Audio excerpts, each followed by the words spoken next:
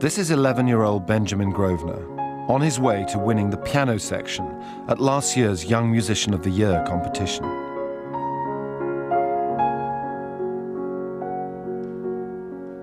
I'm absolutely bowled over by him. It was fabulous, really. It's a completely natural feeling for colour and gesture, extraordinary. I really felt like that I was witnessing some historical moment. Benjamin is very clear about his future. In about 10 years' time or 20 years' time, I'd like to be a concert pianist. It's what I want to do in life.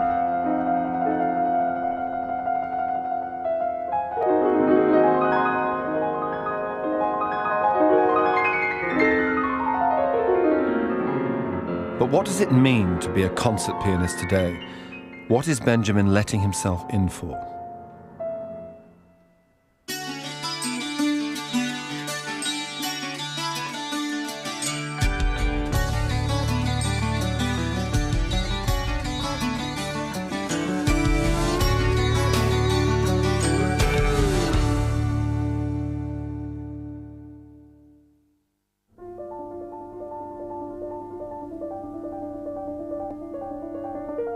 The idea of having to walk on stage and play the piano in a packed concert hall is one of those universal fantasies, or is it nightmares? Unfortunately, I can only play the piano in my dreams, and yet I'm still magnetically drawn to the instrument. I can never resist sitting down at a piano and touching the keys. Unlike, say, the violin, it is at least easy to get a sound from. But at the same time, there's something so improbable about serious piano playing. The speed, the technique, the memory. Great piano players appear to be endowed with mystical qualities. What's more, the swaying, crouching, tormented figure, hammering and caressing the ivories, is still one of those archetypal romantic images.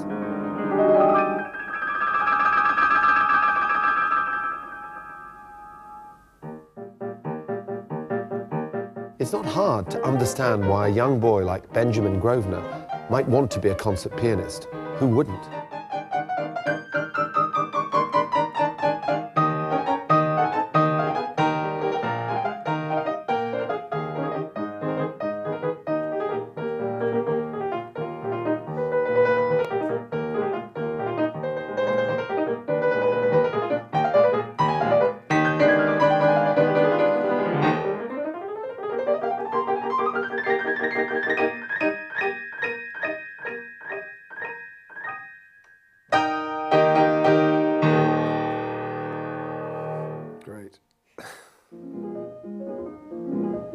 Concert piano playing really began in the 1830s when the composer Franz Liszt first introduced the notion of the solo piano concert, and piano recitals rapidly became a widespread and highly popular form of musical entertainment. Liszt and his friend Frederick Chopin were the first in a long line of great pianists who became the cultural heroes and pin-ups of their time. They were followed by such piano greats as Ignaz Paderewski, whose fame as a pianist led him to become prime minister in his native Poland. The virtuoso pianist and composer Sergei Rachmaninoff, and Artur Rubinstein, who in his 70-year-long career became the ultimate international superstar.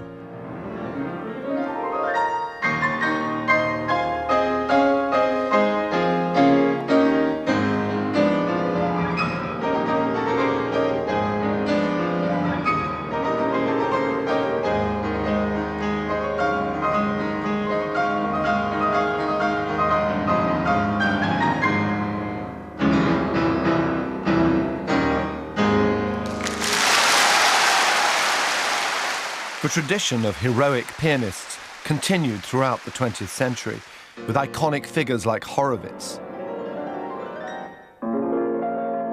Richter, and Glenn Gould.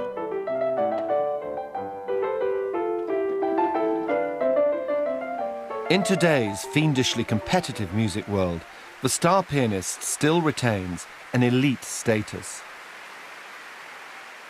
I went to see the leading British composer, George Benjamin, who both writes and performs at the piano, to talk about Benjamin Grosvenor's chances of success. When a young pianist like Benjamin Grosvenor, for instance, here he is, he's at the beginning of this. It's a hugely competitive area. What is it that's going to make a concert pianist for today stand out, particularly in this very competitive environment? Oh, it's very difficult, because there are thousands of people wanting to be concert pianists.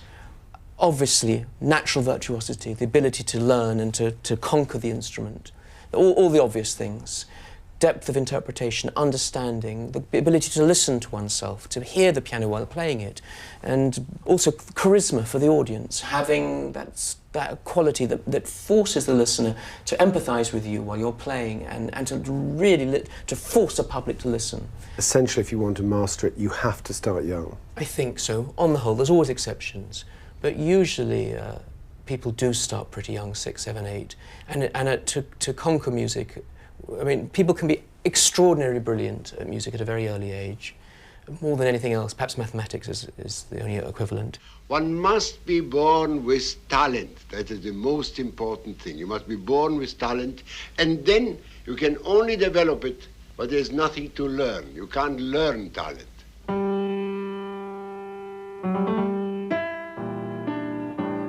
There's no question becoming a concert pianist is an Olympian task, and it certainly helps to start young. Not all, but most of today's top pianists began playing at an extremely early age. Piano for me is like my childhood friend. Is that my parent bought a piano, upright piano, for me when I was 1 year and 8 months, so basically almost 2 years old.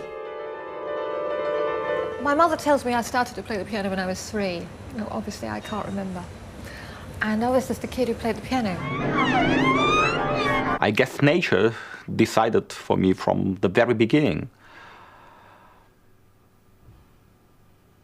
I started playing the piano at age 2, or to be precise, when I was 2 years and 2 months old. Basically, as soon as I grew up tall enough to reach the keyboard.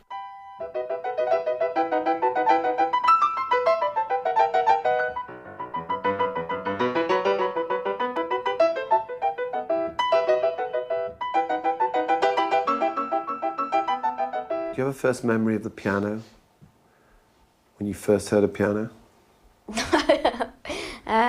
No, I don't think I was a Mozart. I went up to the piano and started playing when I was about 3.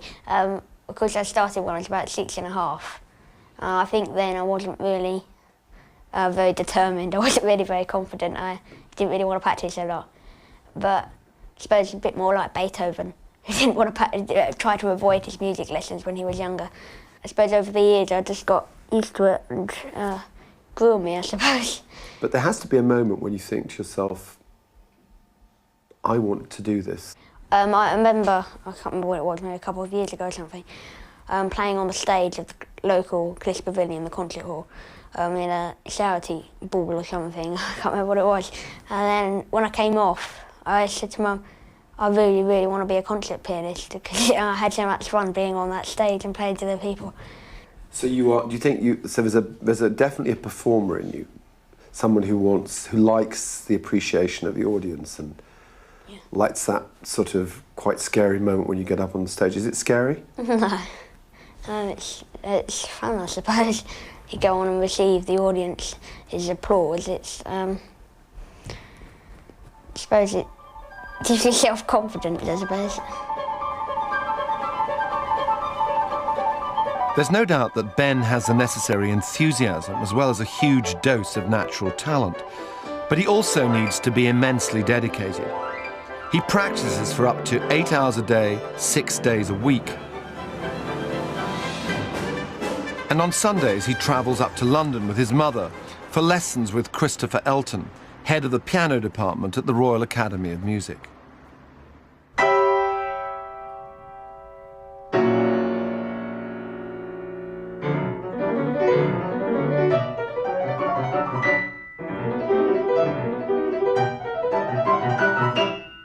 There are different types of prodigy. In a way, I don't like using the word, but there are those who are incredibly well developed physically. They can tear around the piano in a very gymnastic way.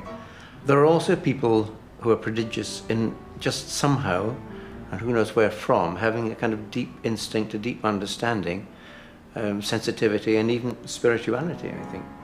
For me, this is certainly the more interesting one, and I think I'd have to say that Benjamin is stronger on that front than in the purely pianistic front for his age.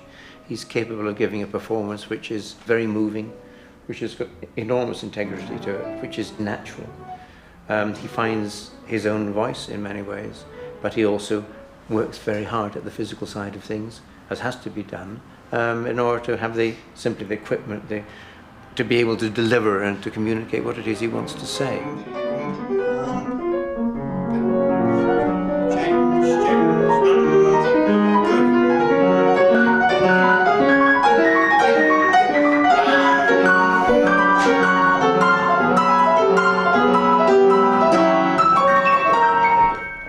That was fine, the pedaling there. The first time you did almost none, which is a fantastic way to practice it. And there's no point evading the fact that playing the piano is physical to quite a large extent, and that it's easier to train physically when you're young, to develop muscles which are supple, to develop strength when you're young. I mean, I think if a pianist hasn't got their basic technique really sorted out by the time they're 15, 16, 17, they may advance, they may get very good, but there are always going to be some kind of hang-ups or feelings of insecurity, feelings that they aren't quite naturally virtuoso and naturally developed enough.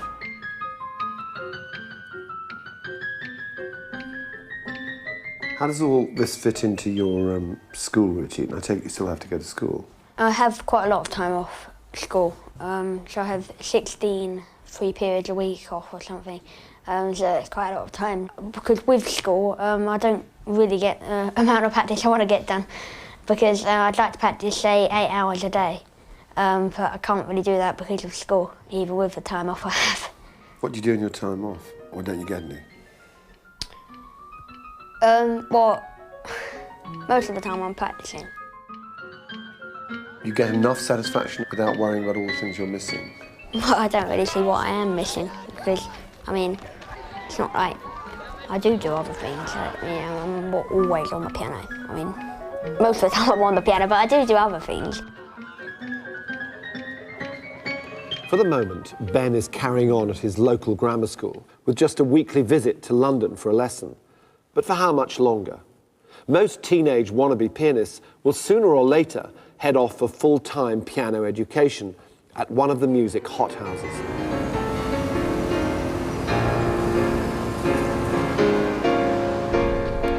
The Juilliard School in New York attracts piano students from all over the world.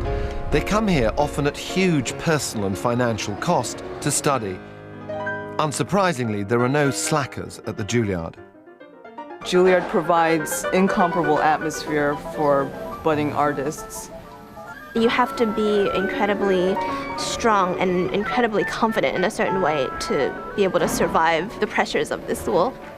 It can ruin a person. It's notorious for being a competitive place because everyone plays at such a high level. There are 25 students in this college class, all of whom come in here with the wish to fulfill a dream that they've had since childhood, of being able to make music and share it with an audience.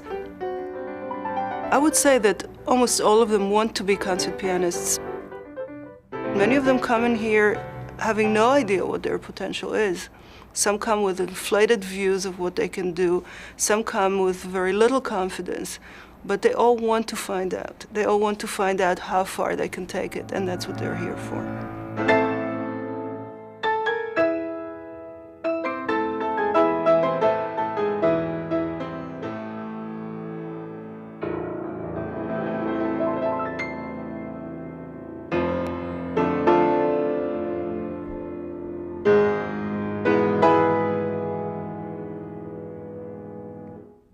The one common thread here is their love of music, which becomes almost their religion.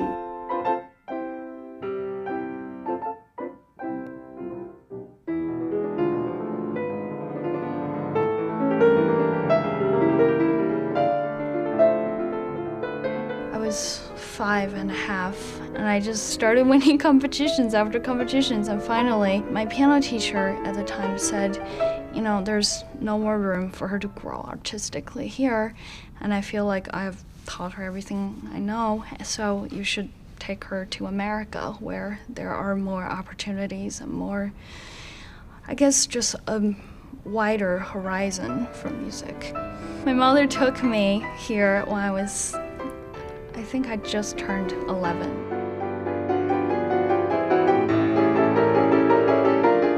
She was always a very successful businesswoman in China, and we had a very well-established life, and we were comfortable. And then when we came here, all of a sudden we find ourselves just starting from the beginning.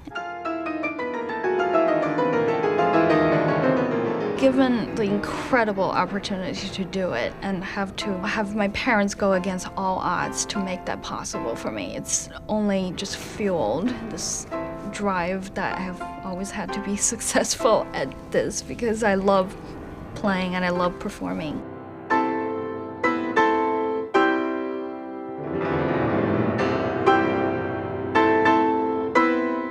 Yeah, I basically just work.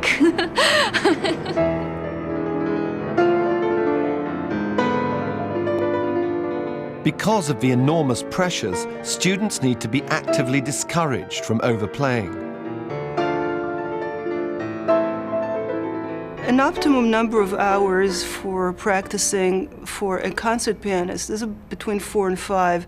I would say that 6 is the maximum, and beyond that, the law of diminishing returns starts setting in.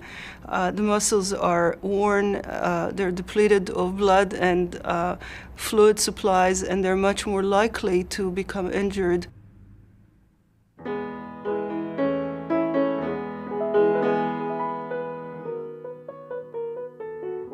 At some point, it becomes apparent which students have the potential to make the transition into artists.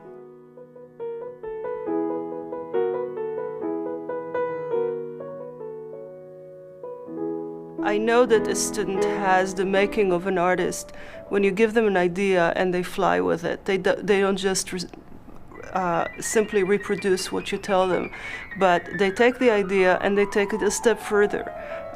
And that step then opens the door for them.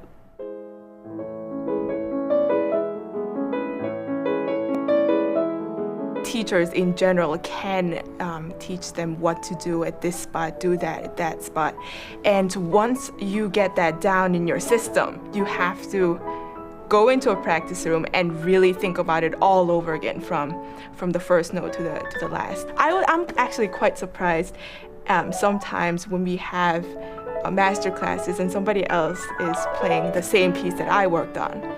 And we have the same teacher, but it sounds totally different. And I'm like, how can that be?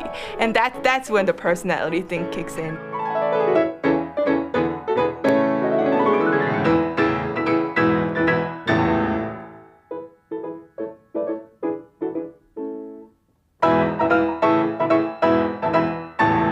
The scene today is such that the percentages of the people who are actually going to make it is very low. So they know realistically that their chances of making it are slim statistically, but they want the chance to try so that there are no regrets later on. So they give it their best shot, and some are lucky, some are not.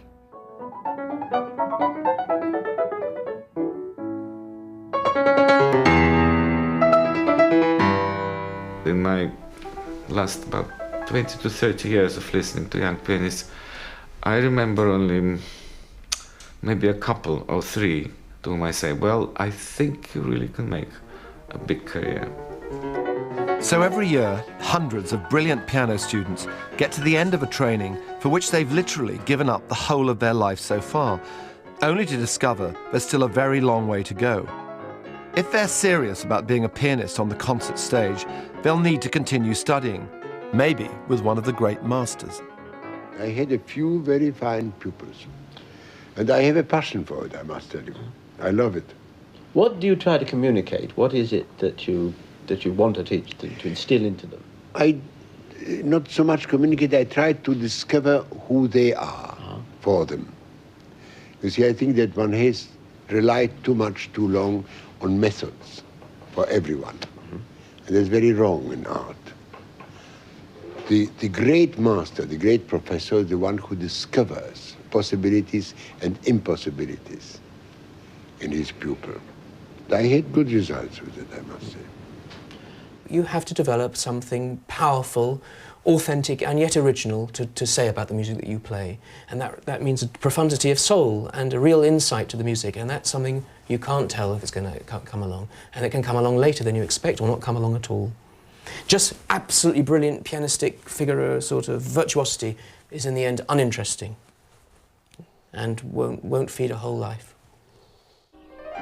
The Portuguese pianist Maria João Pires is one of the great figures on the world concert platform and an inspirational teacher who gives masterclasses to a select group of exceptional students. And now, what is the meaning of this?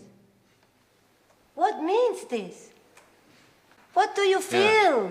I feel like it's not a clear image like a ghost or something. It's passing by, but you can never really see what it really is. But after you have felt this, you know, then you cannot play because it doesn't fit. Feel with your body. Don't feel it here. Don't hear what I'm saying. I'm not talking to you. I don't exist. You are feeling now something. I'm just helping you to feel something. Yeah. Feel it with all your being. Go, go, go, go, go. No, don't play.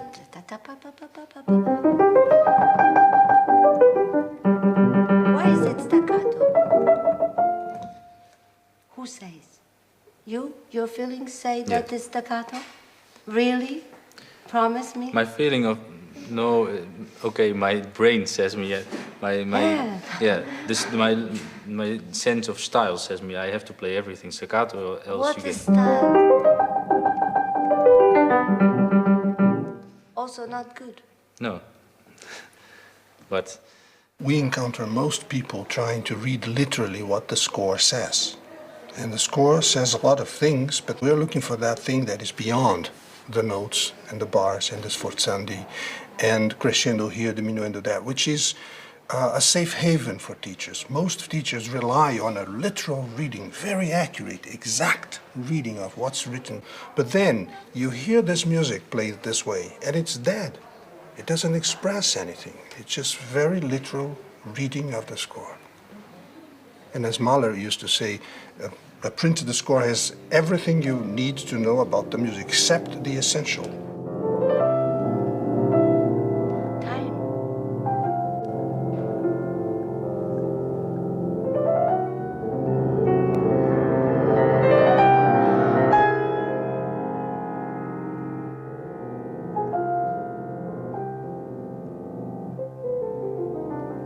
What is the difference between my way of playing and yours?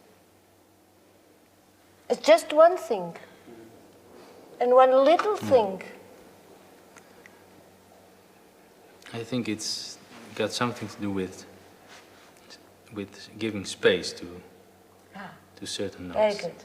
And the space is given by time. No time. All the world is mine. So I have the space I don't have to do. I just feel.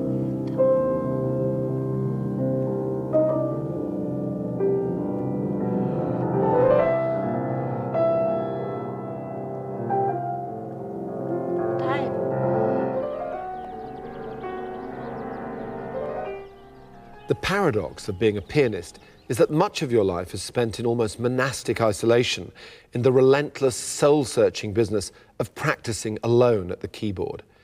But eventually, you have to emerge in front of a large crowd of people and perform for an hour or even two on a stage. There's no doubt that part of our fascination with the pianist lies in witnessing something very private being revealed in public. The business of people playing music for others listening to music in the ceremony of a concert hall is incredibly important. Not only is it some form of social gathering, and it's a ritual, but people love to be played to. And people who play music yearn to play for others. So there's an osmosis between performer and audience, which is the heart of music. It really is. Recordings are fantastic things, incredibly useful, a wonderful gift to musical civilization. But in the end, the truth is the danger of the concert, the risk, the theatre of a concert, where so much can go wrong and so much can go mysteriously right as well. Where in the best moments, a magic performer playing a great piece can completely hypnotise hundreds, if not thousands of people, take them to another world and move them very deeply. Oh, really? A young pianist who has recently joined the upper echelons of the piano world is the 22-year-old Chinese virtuoso Lang Lang.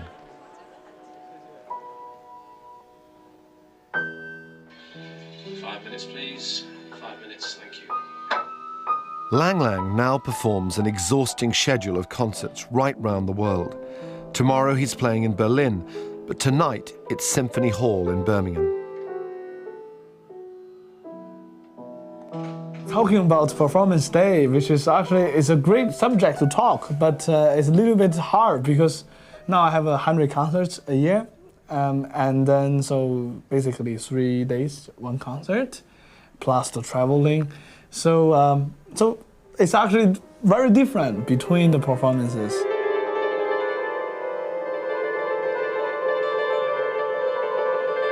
Before the concert, I'm going to rehearse a little bit. And then normally I like to eat some chocolate or fruit. And also, I just like to stand up, not playing piano, but just thinking about this music, and then start kind of not conducting, because I really don't know how to conduct to something. Just like really get to the mood and start touching the air. Then sometimes I just start thinking about some images, or thinking about when you have a good vacation that time, you know, in the beach or in the mountain. Basically thinking about nature. And then sometimes I even play with closed eye, and it's very helpful, very helpful. Maestro and soloist, this is your call to the stage, please. Thank you.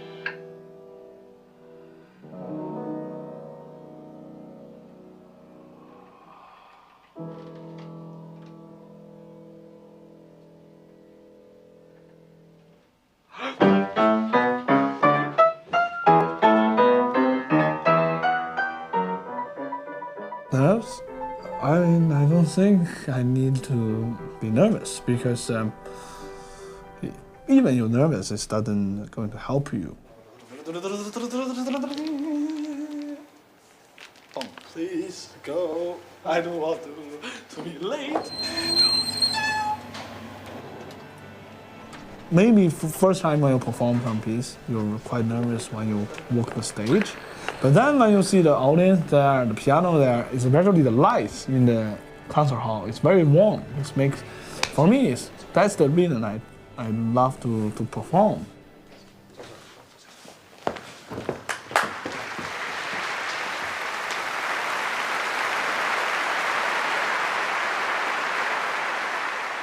When I was 5, I gave the first recital, and then in the beginning, of course, I'm a little bit nervous because I don't know what's the stage like. Then the stage lights is there, and then it's very beautiful, and then basically it's always big yellow shining lights, and then you just don't feel any cold or any nervous or anything. It's just like it's home, sweet home.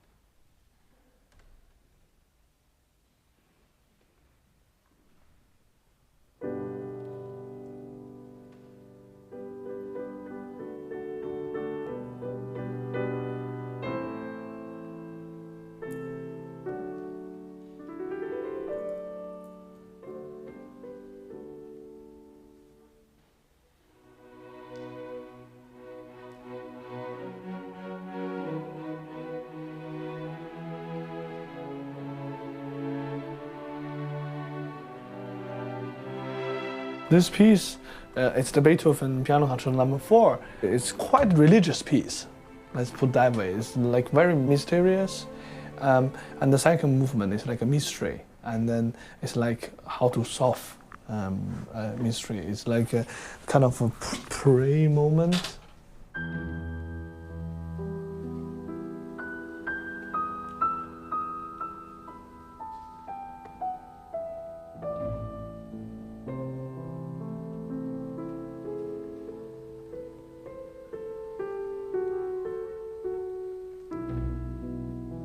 And then I think the most sad thing is the end of the piece.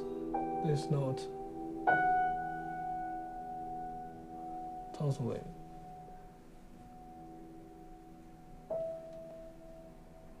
Like this person is dead inside.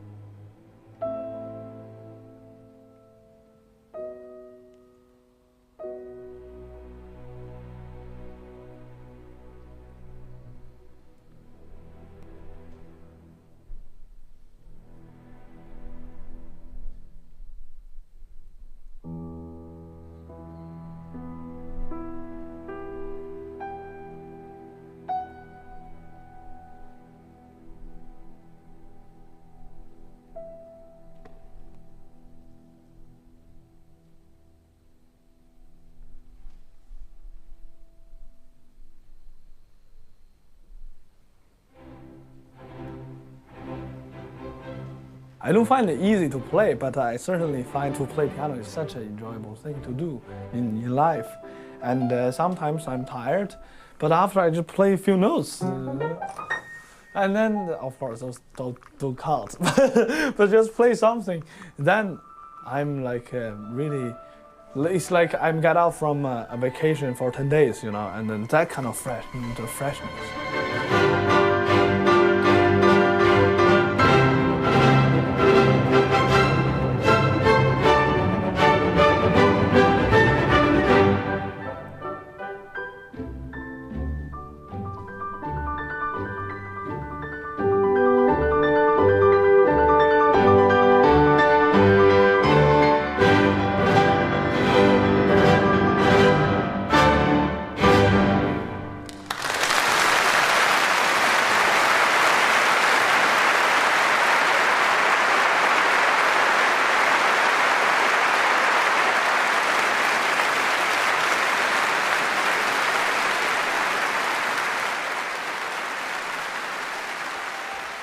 Are you cultivating a personality for your concert performances, or are you just going to be When I play concerts, I don't like to dress up. I don't really imagine myself going on, you know, with the tails and flapping it down on the seat.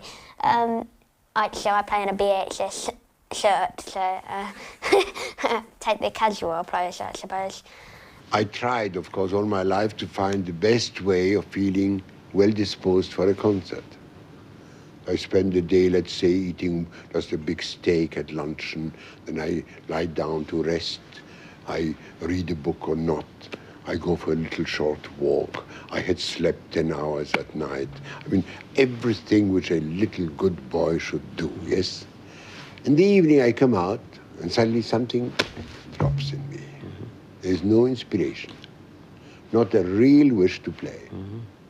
But on other days, I arrive half dead from a trip. I haven't slept. I don't know, it was very inconvenient. They didn't give me any good things to eat. I'm nervous, I'm very restless, I don't know, I feel weak. I imagined I have some pains in my arm, I imagined I have headache. I come out to the audience, all those things drop right away from me, in the highest of spirits. Joe MacGregor, one of Britain's most innovative and popular classical musicians, is playing one of the keyboard masterpieces, Bach's Goldberg Variations at London's Wigmore Hall.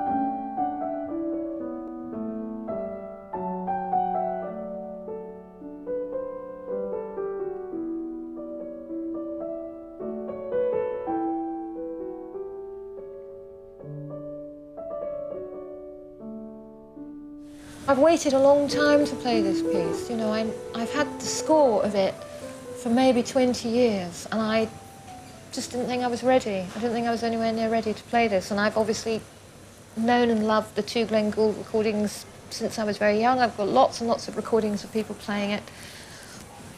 I just waited until I thought the time was right for me to start playing.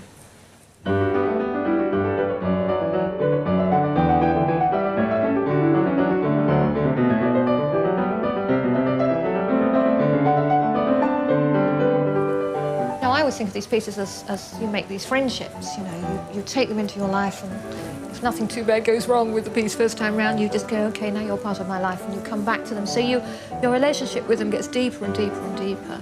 And there is an element of a kind of spiritual connection that you have with these pieces.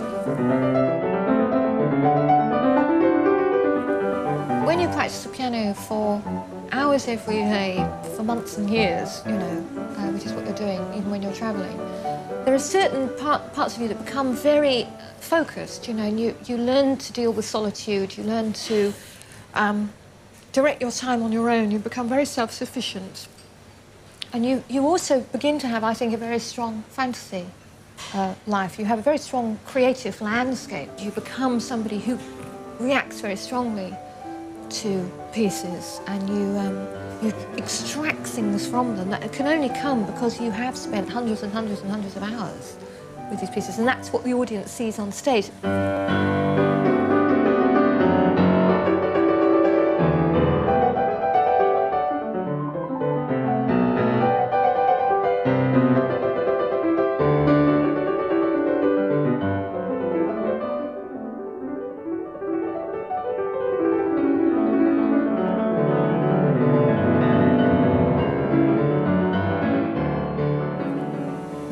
To be not mad while you're doing it too. You have to keep things in proportion. And you do feel very cut off sometimes when you're playing, and you become so self-critical. You're so hard on yourself, you know, if things don't go well, and that can be hard, you know.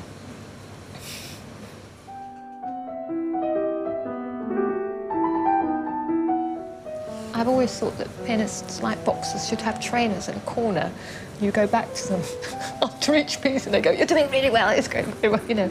But you don't have that, you see, as a pianist, you are on your own. You know, that's it, you do it for yourself. So you have to be very strong.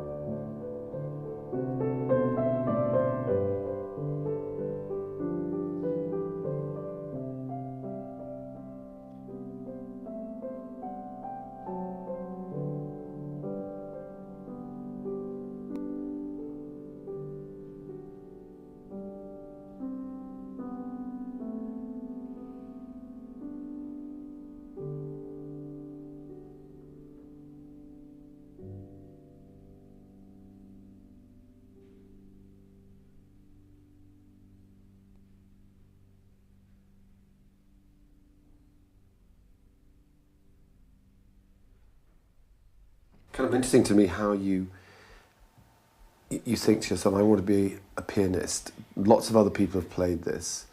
Lots of people I've admired. How do you make it your own, the piece? Is that easy to do?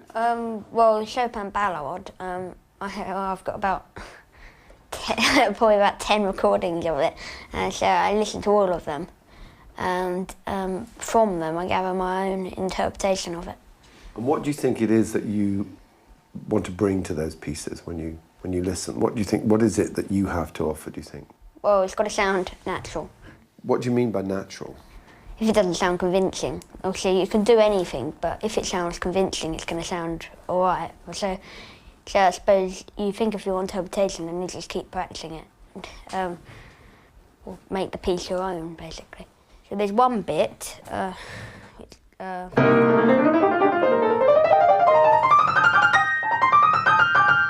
Rubinstein goes like that, but I prefer it to go.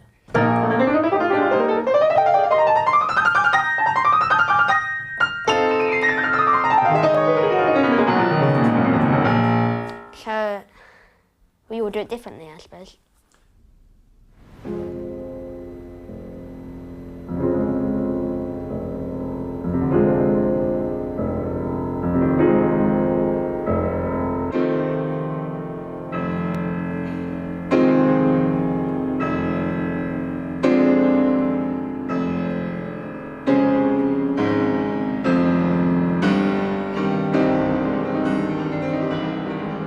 Rachmaninoff's Second Piano Concerto is one of the most popular and frequently performed pieces in the repertoire. The challenge for every pianist is to somehow forge a fresh interpretation.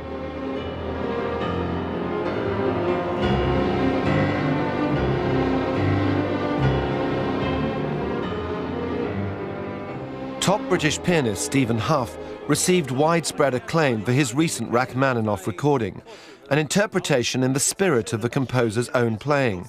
Today he's rehearsing the work with conductor Richard Hickox and the National Orchestra of Wales.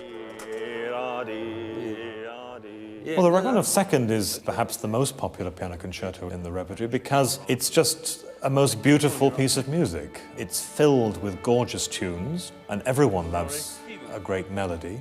I think the piece is fascinating for all sorts of reasons, partly because of its popularity. Something that 100 years after it was written is still the most popular concerto in the repertoire.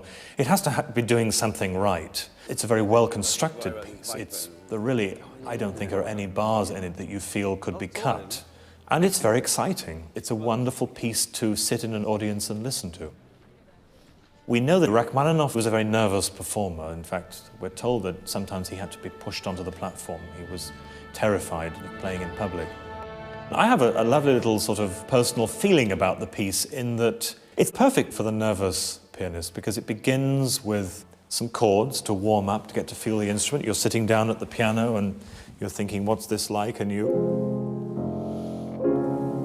playing these chords just to feel the instrument. Then you reach the big one.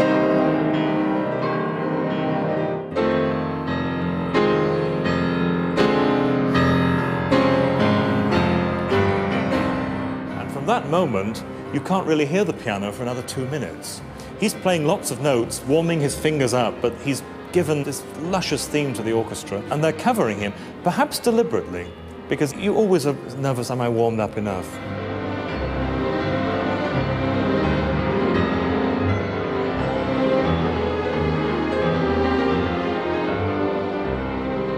So here you try the piano out, you play for 2 minutes without anyone in the audience hearing whether you're playing any wrong notes, and then you have a glorious melody to prove what a marvelous lyrical gift you have.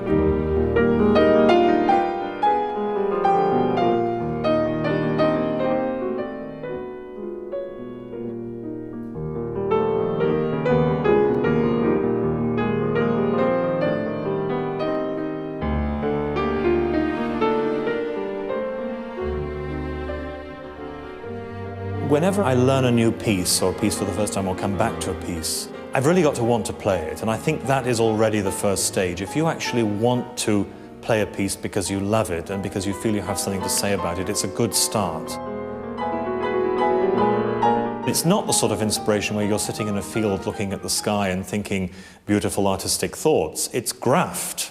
It's sitting on a piano stool with a piano there and a pencil and a score and cutting through the thicket of this music and finding your way right to the heart of what the music is about. And this is hard work.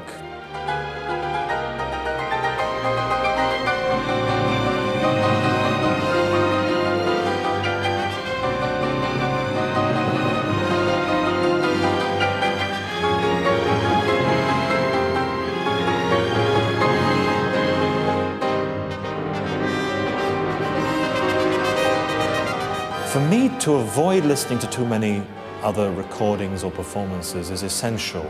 To know the tradition, of course, and particularly the tradition, let's say, with Rachmaninoff of the composer's own style of playing and the pianist that he liked. But once you have that language, if you like, you have to speak your own words with it.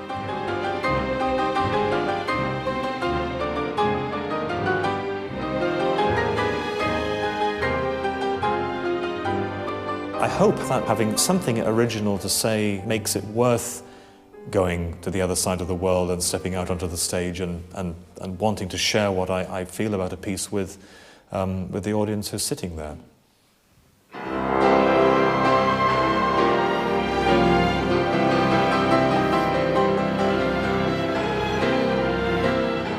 I think this burning quality, this compulsion to play, it should be there in every human being, really. In order to live a full life, you have to burn about something.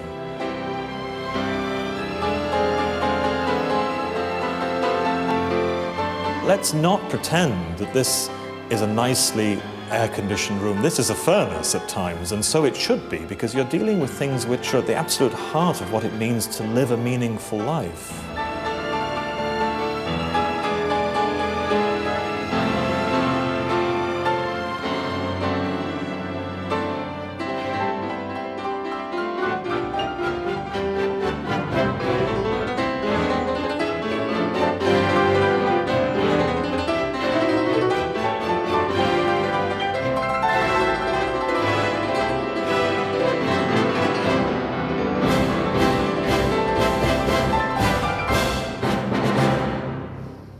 Fantastic. Thank you, Stephen. Bravo. Stephen Hough is one of Benjamin Grosvenor's two favourite pianists. The other is Evgeny Kissin. I admire Kissin's phenomenal technique. It's amazing, really. It's to be in awe of. I also like the sound he creates. I mean, he can play extremely fast, and he can get round notes, octaves down the piano. He's extremely confident on the stage, which is meant to have nerves and steel, isn't he? Kissin certainly started the piano earlier than I did, and I know that he was always doing technical exercises like thirds and tenths. I'm always preparing pieces and I don't get time to do the technical exercises. He did the 2 Chopin piano concertos for next 12. I'm going to do that next autumn. So I'm trying to follow in his footsteps, so unfortunately I'm a bit behind him.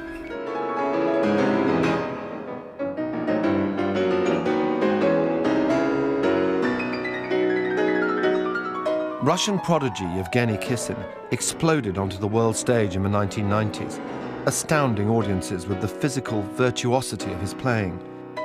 He was the first ever solo artist to perform an entire prom concert at the Royal Albert Hall.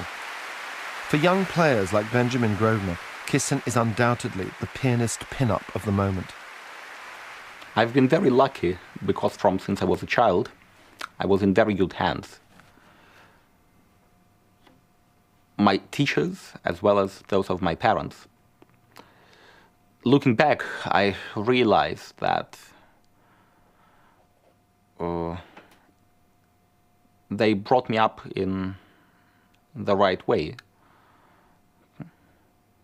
I became famous quite early, and they realized how a child should be brought up in such circumstances.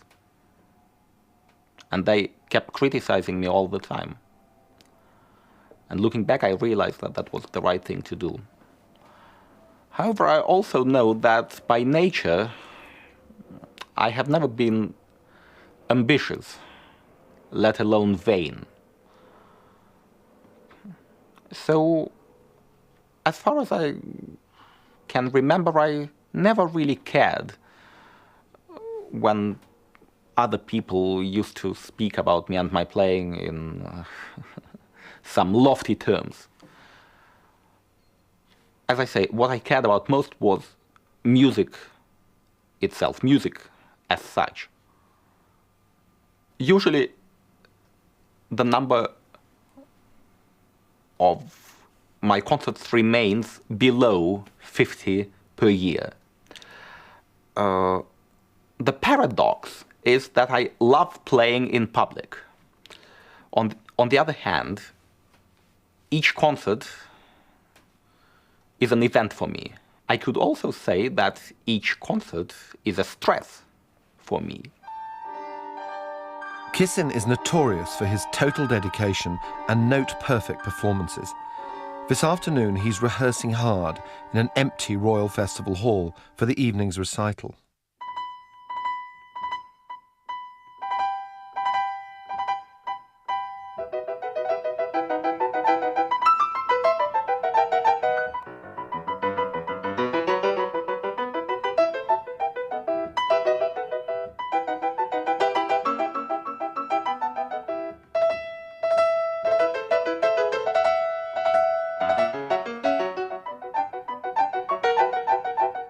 I give a lot. In fact, I give everything I have at that particular moment during my concerts.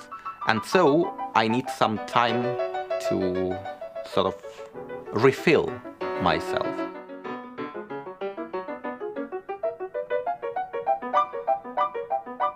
I often have problems falling asleep afterwards. Why? Do I keep hearing the music I played a few hours earlier in my ears? No, not necessarily. Do I keep thinking about it? No.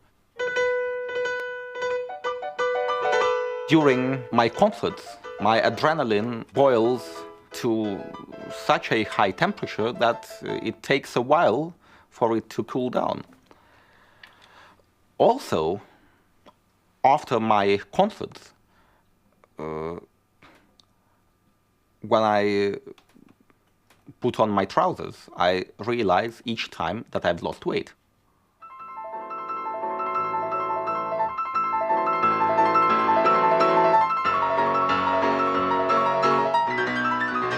Sometimes I'm being asked if I ever want to escape from music, and my answer is no.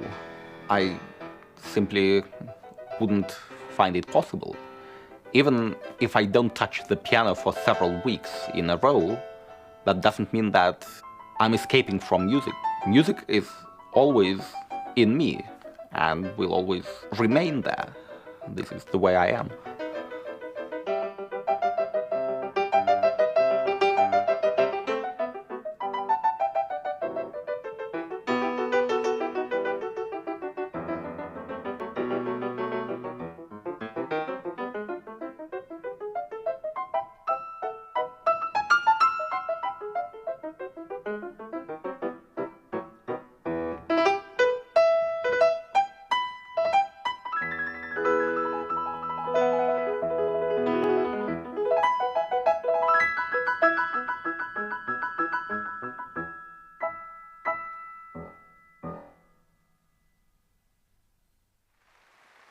Why do we try to communicate something? And why do people still come and want to be communicated, want to receive a message? And I think that is the main question. Art is not just entertainment. And I never thought that from my childhood. Art is something terribly essential, terribly important. It communicates to you something, I would say, eternal. And when it doesn't, then it's entertainment. You know, when I make music, it is so heavenly. I am in love with music. Actually, when I play, I make love. It is the same thing.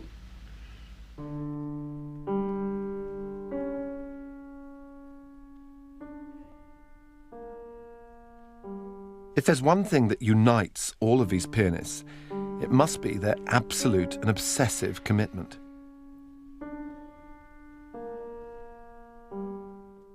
The great technical challenge of the piano is that basically it's a machine.